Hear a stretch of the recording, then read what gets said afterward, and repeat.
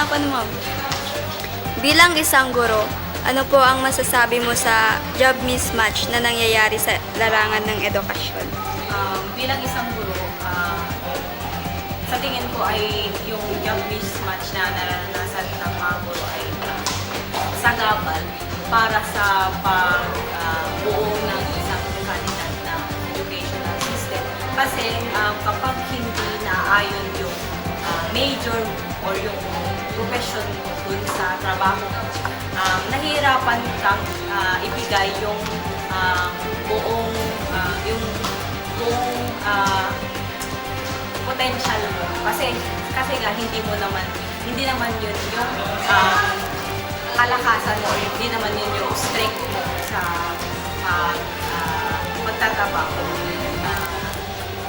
Natingin ko dapat ay mga solusyon maagad kasi for example nga sa amin, kapag yung isang teacher ay hindi science major na nagturo ng science, kung nahirapan yung mga bata na kapag-intindi ng topic sa science, mas lalo silang mahirapan kasi yung magtuturo sa kanila ay hindi naman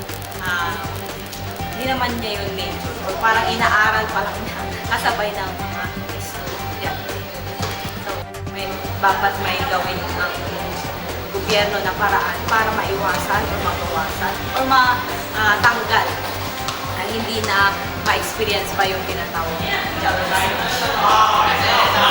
Sabi ko lang dyan, yung mga nag-aaral ng kolehiyo, kadalasan ngayon, sa panahon ngayon, hindi tumutugma yung kanilang kurso sa kanilang nagiging trabaho.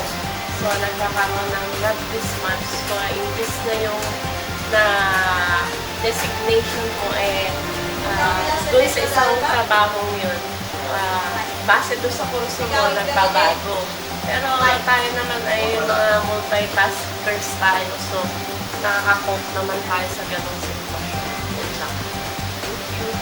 Bilang isang guro, ang masasabi ko sa job mismatch ay parang hindi na ang yan, lalo-lalo na sa papasukan. Kung ano talaga yung grinante, yung sana dapat pumasok para at least ay apply kung ano yung natutunan.